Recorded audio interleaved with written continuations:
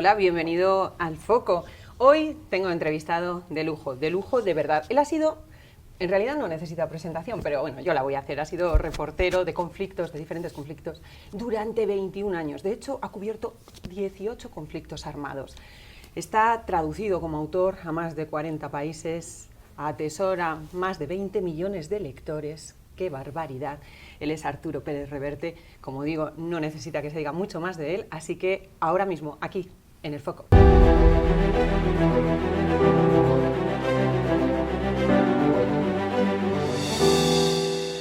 Bienvenido, Arturo.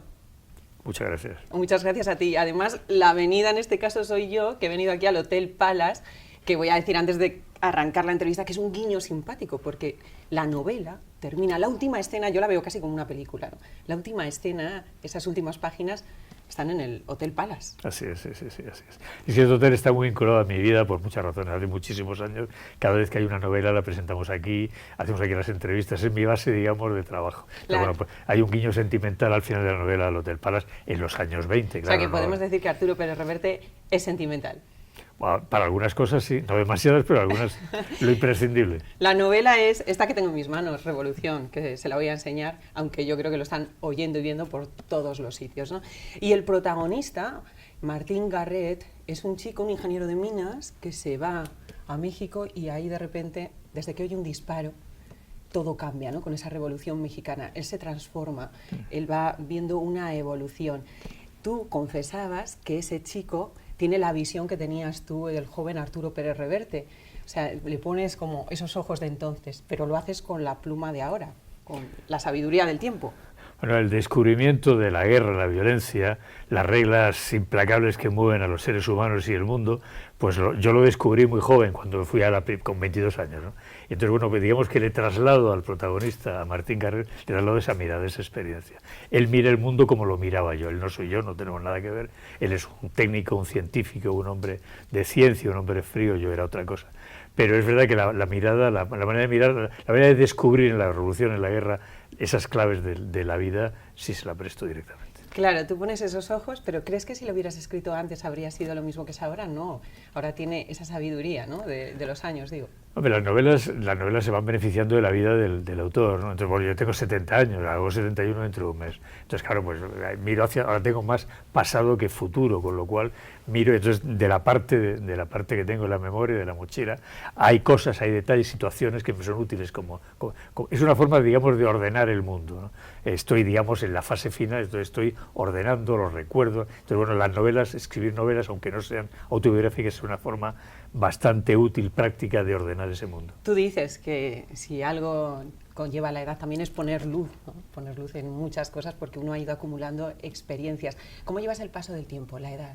La llevo bien, la llevo muy bien. Muy bien porque quizá porque leí los libros adecuados, viví la vida adecuada, no me dejé nada por vivir en la vida que llevé, tuve una vida muy movida, violenta, viajera, pasaron muchas cosas, no hay nada que no haya hecho, digamos, de lo que hubiera querido hacer. Entonces, bueno, pues asumo y después además asumo las reglas, justamente las reglas que en esta novela se plantean como tema de fondo. Así que, digamos, que envejezco y me acerco hacia el ocaso, digamos, con razonable serenidad. No me puedo quejar. En todas tus novelas utilizas la historia como telón de fondo. Digamos que no te centras en la historia en sí, sino que es ese telón de fondo sobre el que luego tú observas a los personajes, a los seres humanos y a las contradicciones que tenemos como seres humanos. La historia me interesa mucho en mis novelas, pero como clave, como fondo. No son novelas históricas, son novelas que hablan del presente utilizando la historia como herramienta, como escenario, porque creo justamente que una de las formas de entender el presente es la historia. Si no miras hacia atrás, somos lo que somos porque fuimos lo que fuimos. Entonces, bueno, es imposible comprender lo que somos en España, en Europa, en el mundo, en Occidente, donde quieras llamarlo, si no entendemos qué nos ha llevado hasta aquí. Por eso en todas mis novelas está la historia como enigma, como secreto, como estímulo, como aliciente. Es el telón de fondo de todas mis historias, transcurran en el pasado o transcurran en el presente. Ese es sin duda uno de los grandes problemas que tenemos hoy en día, ¿no? Que no hay prácticamente cultura y si uno no lee lo que pasó antes, pues se encuentra con que tampoco sabe muy bien cómo afrontar lo de ahora, que al final la historia se va repitiendo, con diferentes protagonistas, pero en esencia... Claro, el problema es que lo nuevo es lo olvidado, o sea, no hay nada nuevo, todo ha ocurrido ya. El problema está en que estamos creando generaciones de jóvenes que carecen de esa memoria. Les estamos, bajo mil pretextos, unos justificados y otros no, les estamos privando de las claves que permiten comprender el presente. Y eso crea generaciones de jóvenes, de nuevas generaciones analfabetas en el sentido de memoria, y eso los hace presa fácil para cualquier manipulador. Ahora con un tuit, con un discurso demagógico, cualquier cosa, puedes llevarte a esas generaciones, puedes llevártelos a un terreno a veces peligroso. Por eso es tan importante el conocimiento de la historia de memoria como arma defensiva frente a la manipulación cada vez más creciente de los medios y de la gente interesada en manipular. Por eso me da mucha pena y me da mucha tristeza ver cómo van llegando al mundo generaciones de jóvenes sin saber, huérfanas de memoria. Eso es muy grave y en España está ocurriendo de una manera especialmente grave. Si algo utilizan los que manipulan es ideologías, ¿qué opinas de ellas? Bueno, las ideologías no son malas, las ideologías son necesarias incluso, hay gente que se mueve por ellas, hay ideologías nobles y otras que son innobles, hay de todo, ¿no? Lo que pasa es que cuando tienes la edad que tengo yo, lo de la ideología pasa a un segundo plano, ¿no? Por ejemplo, en esta novela hablo de la revolución, entonces evidentemente hay una causa revolucionaria, hay un pueblo que lucha contra la opresión, hay una clase poderosa que se enfrenta a ese pueblo, pero eso es un decorado de fondo. A mí me interesan no la ideología, no contar las ideas que había en disputa en la Revolución Mexicana, sino contar la historia de la gente que vive eso, ¿no? A mí me interesa acercarme el plano al ser humano, sus contradicciones, sus violencias, el que puede ser un héroe por la mañana puede ser un villano por la tarde, el que por la mañana es héroe, a lo mejor por la tarde está matando prisioneros o violando mujeres. Ese tipo de contradicciones, ese tipo de contrastes, que son lecciones de vida sobre el ser humano, me interesan mucho más que la ideología. Pero, digamos, la ideología está como fondo, nunca en primer plano. Eso lo cuentas de una manera magistral en todas las novelas, digo, ¿no? Y cuando te acercas, que una cosa que me gusta mucho es cuando cuentas eso de que las ideologías vistas desde fuera parecen muy definidas, pero claro, cuando tú te acercas a los protagonistas de esas ideologías que conforman ese grupo que defiende esa ideología, de repente uno se encuentra esas contradicciones de las que estás hablando, ¿no? Que la vida no es blanca o negra, ni las personas estamos siempre en una posición. Mira, yo he hecho guerras en las cuales he estado con todos los bandos. En el Líbano he estado con sirios, con los palestinos, con los cristianos maonitas, con los cristianos musulmanes, con todos. Y cuando estás con ellos te das cuenta que todos tienen motivos para hacer lo que hacen.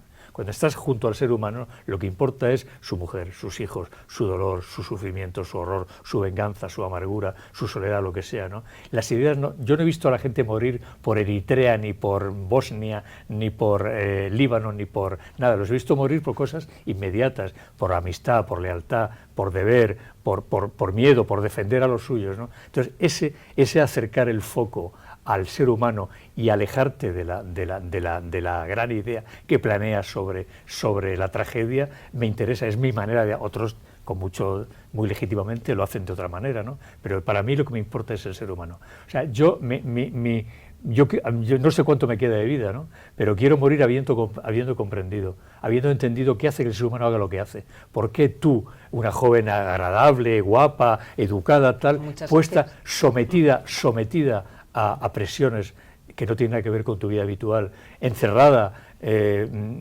bombardeada por ideologías, por situaciones extremas, puedes convertirte en alguien muy diferente, ser un ser cruel, malvado, o que por supervivencia haga cosas que nunca harías en la vida normal? O sea, eso es lo que me interesa y eso es lo que está en mis novelas. La ideología que esté de fondo es secundaria, ¿no? Lo que más te impactaba en esos 18 conflictos armados que has cubierto, decía al principio, ha sido eso, ¿no? Ver esas contradicciones de la gente. Claro, para mí fue asombroso. Ese blanco y negro, claro, te das cuenta que es el gris. Yo fui en mi primera guerra y entonces yo pensaba, pues eso, la guerra es épica, es heroica, hay héroes, hay buenos y malos, tal, pero no, cuando vi aquello, cuando me sumergí y vi a la gente y los vi sufrir y llorar y morir y agonizar y vi que todos los bandos, como he dicho, tenían razones para hacer lo que hacían, me di cuenta que eso era mucho más complejo. Entonces me dediqué a mirar.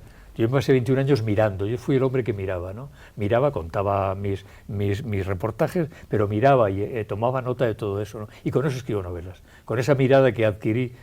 Por eso soy tan, no equidistante, sino intento ser ecuánime. Yo sé que mi bando, sea el que sea, tiene virtudes, pero también las tiene el bando adversario. Y sé también que mi bando tiene defectos que también, y como el bando adversario. Entonces, aceptar, asumir esas contradicciones es clave para entender el mundo.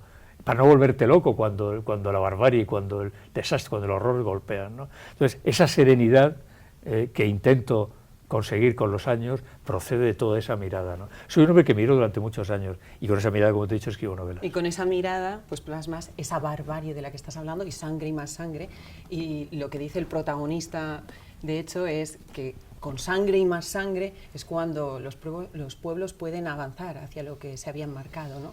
Sí, ninguna revolución se hace sin violencia. Es la revolución pacífica, me puede dar un caso accidental en la historia. Tú sabes que puede haber alguno ahora, podría haber uno que diga, oye, pero ¿y la revolución de los claveles de Portugal, que fue tan pacífica, fue un golpe de Estado? Bueno, fue sin una pacífica gota de porque sangre? salió bien, hubo un poco de violencia, no fue todo, y le hicieron con tanques.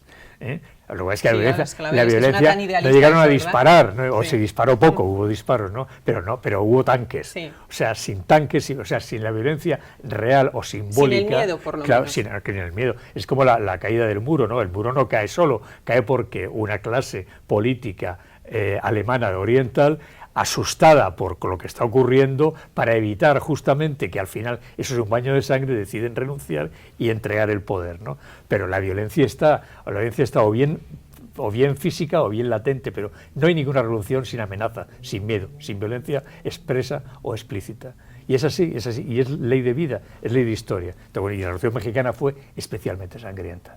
Muy dura, muy cruel, mucho fusilado, y lo triste es cuando uno va a México, yo a México voy a menudo, Sí. Lo conozco bien, tengo muchos amigos allí, tengo otra novela mexicana que es País de belleza La Reina del y Sur, de contrastes de todo, de absolutos. todo. Entonces lo triste es cuando vas y ves, dices, bueno, y para esto tanto sufrimiento, tanto dolor, Porque tanta continúa amargura, mal. sigue la injusticia. Pero claro, yo hice la guerra de Nicaragua también, con los guerrilleros nicaragüenses, y para eso, ¿para qué?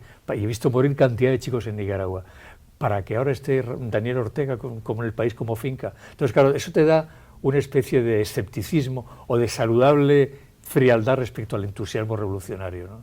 El protagonista, tú lo sitúas con sus escepticismos, con esa observación, lo sitúas al lado de Pancho Villa. Pero tú creciste escuchando la historia de Pancho Villa, porque tu bisabuelo tenía un amigo, ingeniero de minas también, sí. que había estado ahí, había vivido todo, y creciste con esa historia.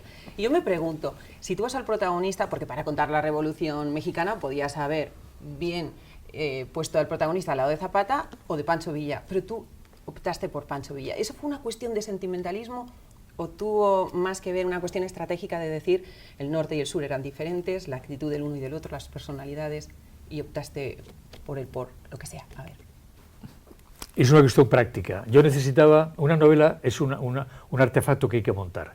Hay que montar con herramientas que son el lenguaje, los protagonistas, la acción, la estructura, en fin, un montón de herramientas profesionales que permiten que la historia fluya de una manera natural. Entonces yo necesitaba un ambiente revolucionario determinado y unos personajes. En México eran muy diferentes el norte del sur. En el sur estaba Zapata. Zapata era el típico indio triste, melancólico, oscuro, silencioso, que llevaba además la M de muerte en la frente porque a este tío lo van a matar.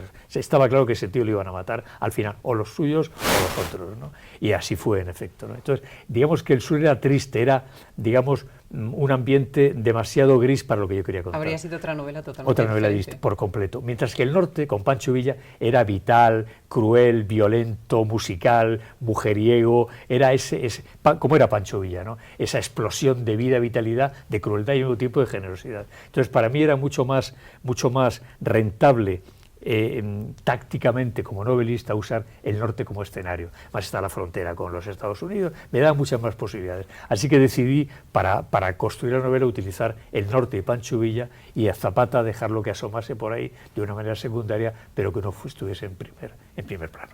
Una cosa buenísima de la novela es que también se conoce un poco mejor a Pancho Villa, porque teníamos una imagen más folclórica de él, como de una forma más superficial, ¿no? Y tú ahí ahondas en cómo era Pancho Villa. He trabajado mucho, primero que he leído toda la literatura de la época y las memorias de Pancho Villa y los libros Utilizas las expresiones de la época, Sí, bueno, cosa que es bueno. divertida. No, eso fue... Uno está leyendo mexicano. Ahí tenía un problema. Yo quería que esta novela se leyera, se viera en blanco y negro y se oyera en mexicano, que Pues el lector la oyera, ¿no? Entonces, claro, pero mi problema es, yo conozco bien México y el habla mexicana actual, que es una habla pintoresca y potentísima, extraordinariamente brillante, ¿no?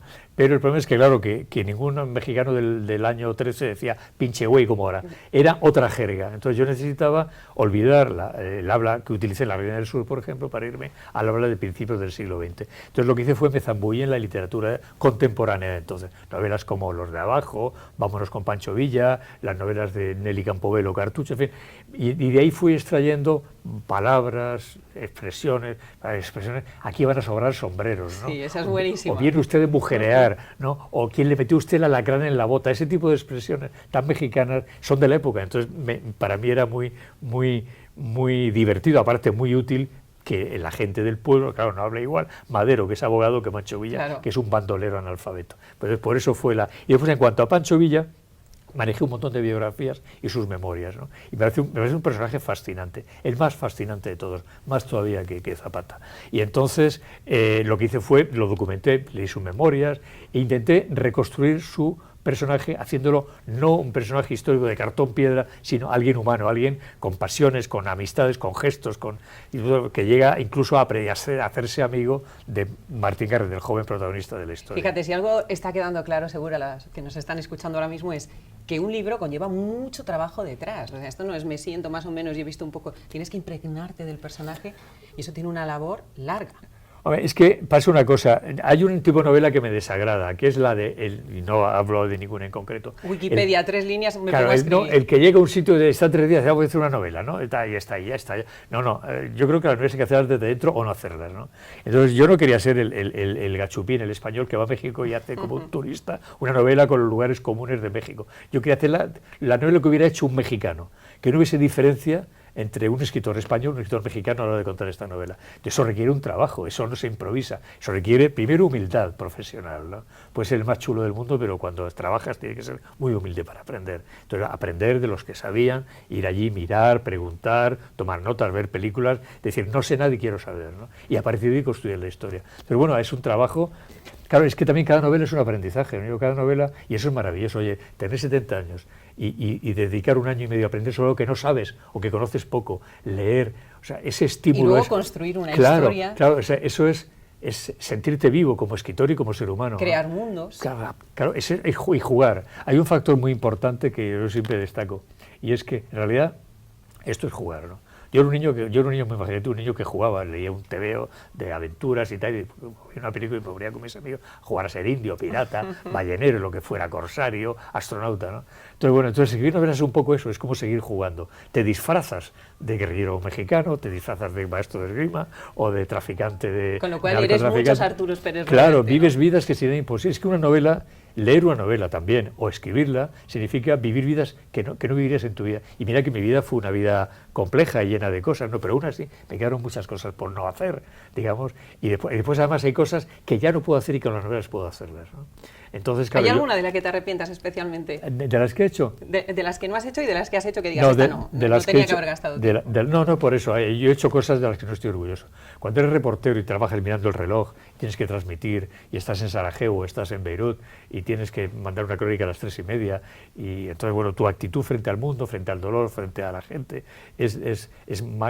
no siempre estoy orgulloso de lo que hice, o de lo que no dejé de hacer, o de lo que dejé de hacer. Entonces, ¿no? Si hay cosas, tengo remordimientos, digamos, como todo el mundo, ¿no? Los míos tienen que ver, y de vez en cuando pues vienen a la cabeza y los recuerdo. Pero digamos que en cuanto a lo demás no he hecho lo que quería hacer. Navego, tengo un velero, paso mucho tiempo en el mar, tengo una biblioteca grande, envejezco con razonable serenidad. No puedo, la mía ha sido una vida privilegiada. Pero todavía, bueno, no, escribir novelas es otro privilegio, pues me permite, como digo, seguir jugando, seguir haciendo cosas, seguir hablando con chicas guapas y con amigos y vivir combates y aventuras y momentos. Y hacer cosas que nunca harías porque ni te apetecería, pero de repente ahí sí. O que ya no puedo hacer, ¿no? Entonces una novela para mí es una manera estupenda de envejecer y vivir los años que me queden de esa manera, ¿no? Es una forma estupenda, de ver, es una forma estupenda.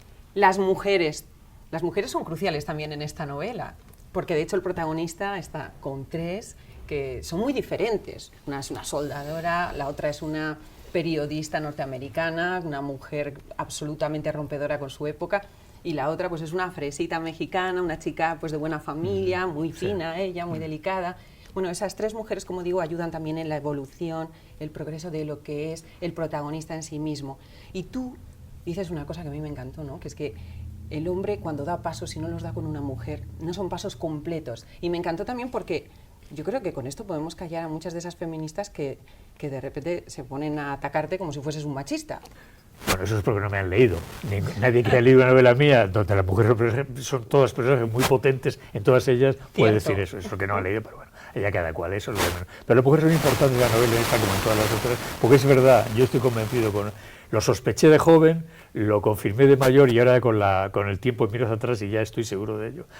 Cuando un hombre progresa, avanza en la vida, en lo bueno o en lo malo, no todo siempre es bueno el progreso, es que hay una mujer de por medio. Las mujeres ayudan a llenar, a cubrir etapas, porque cuando un hombre mira a una mujer con la humildad profesional de quien quiere aprender, descubre lecciones de vida fundamentales, tanto buenas como malas. No hay peor animal más peligroso que una mujer herida, no hay lealtad más enorme que una mujer enamorada, ¿no? La mujer además tiene un coraje del que el hombre carece. Por ejemplo, si hay un hombre en una pareja adúltera, digamos, ¿no? Sí. El hombre va a intentar mantener todo el tiempo su matrimonio, mientras tiene la amante. La mujer, si se enamora, es capaz de renunciar a marido, hijos, y liarse contra la cabeza y echarse ese tipo de valentías, de corajes, de decisiones, de firmezas, son muy de mujeres, ¿no? Entonces, claro, en mis novelas siempre intento utilizar en beneficio de la narración ese carácter de las mujeres, ¿no? Esa silenciosa fortaleza hecha de tantos siglos, de ser víctima tantas veces, de tanto sufrimiento, de tanto silencio, marginada en el hogar, cosiendo, pariendo hijos, ¿no? Mientras el hombre se iba al fútbol o a la guerra, ¿no? Todo eso es la lucidez que la vida, que el silencio, la observación dio a las mujeres, esa sabiduría que hasta las tontas, sin saberlo, la tienen, ¿no? Es asombrosa. Cuando te fijas en ella, es útil para la vida. Y en mis novelas está siempre de una u otra forma. Entonces, por eso todas mis mujeres, digamos, participan de cierta forma de eso que te acabo de describir.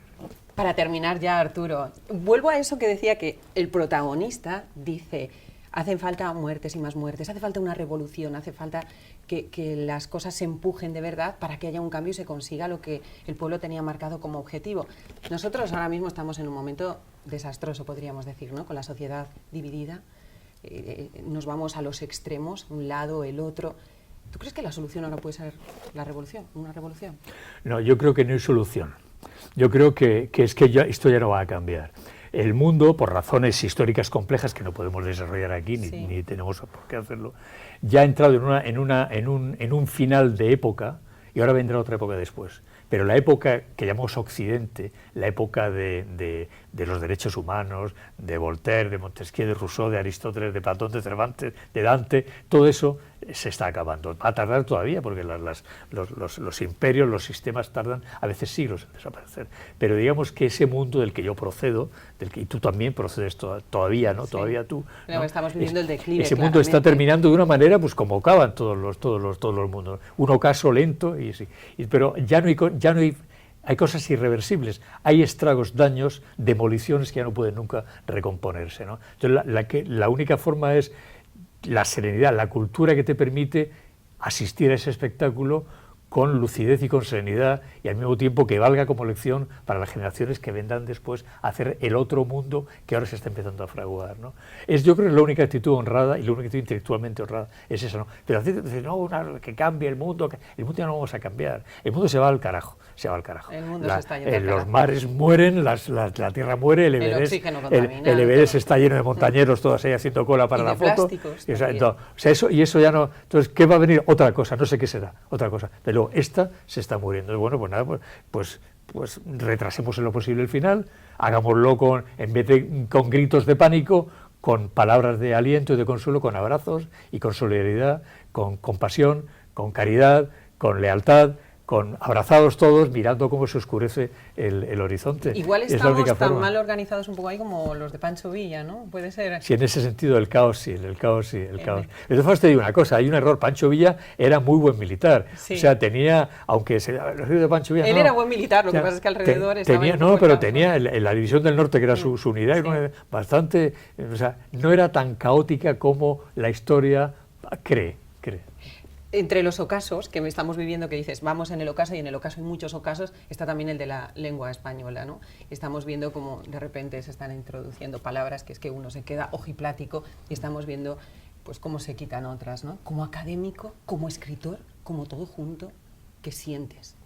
Pues siento lo que te he dicho antes, que eso es irreversible, que ahora las redes sociales, la invasión del inglés, la manera, las jergas de distintos grupos sociales contaminan, hacen evolucionar, pero también contaminan. O sea, no solamente hacen avanzar, porque el lenguaje avanza con todo esto, evidentemente, ¿no? Palabras nuevas, neologismos, va avanzando, pero también contaminan lo otro, lo que se debe mantener. Entonces, bueno, digamos, el lenguaje está Pero sometido... es que uno oye niñes... Claro, bueno, pero eso es la estupidez política. Eso, o sea, nadie en su juicio real, nadie honrado intelectualmente dice niñes. Hay que ser o un imbécil o un manipulador. No hay otra opción, no hay ninguna otra posibilidad, ¿no? Nadie normal dice niñes. Eso es una gilipollez absoluta. Nadie lo dice, ¿no? Entonces, bueno, pero aún así, niñes aparte, el lenguaje se va cambiando, lógicamente, ¿no? Pero el problema está en que ya no hay, igual que antes, el hablar bien, escribir bien, expresarte bien, era una señal de que se apreciaba, y pues, no, hijo mío, procura hablar bien para que parezcas educado, sí, y tal, no. Ahora se alardea, se presume de hablar mal, de destruir la lengua, de contradecir. Sí, de la incultura, y en eso realidad, porque es lo que estamos viendo. Claro, entonces cuando una sociedad presume de incultura, esa sociedad presume de ello, está condenada a muerte. Nos quedamos con esta condena a muerte que dices, que triste condena a muerte. No, triste no es así, la vida es así, no es triste, el mundo evoluciona y los imperios desaparecen, vienen otros, Roma cayó el Imperio Español, caerán Estados Unidos, o sea, que viendo caerá ese caso, Putin. Estás positivo porque ves la luz en lo que vendrá después, que no sabemos qué es exactamente, pero algo vendrá. Siempre viene algo, no sé qué será, a lo mejor vienen los marcianos, yo qué sé, o vienen los dinosaurios. Bueno, vienen todos los avances en tecnología, en ingeniería genética. O los monos se hacen los vivos. amos, o los monos, como en el planeta de los simios, se hacen los amos del mundo. No lo sé, yo no voy a estar para verlo, ¿no? Yo asisto, mi mundo se está extinguiendo, como el tuyo, como este mundo se está extinguiendo. Bueno, pues hagámoslo con lucidez, con serenidad, intentando que nos sirva como lección para la gente que venga después a hacer el otro. Pues me quedo con ese pozo de lucidez, serenidad, sin duda, que ha sido escucharte también con todas esas ideas tan claras, y con este libro que se lo recomiendo encarecidísimamente, porque Revolución les va a enganchar desde la primera página, y no se pierdan, porque la última yo no he querido desvelar nada, no, pero te lo hasta la agradezco, última página merece la pena. Gracias, Arturo. Gracias a ti, gracias a vosotros.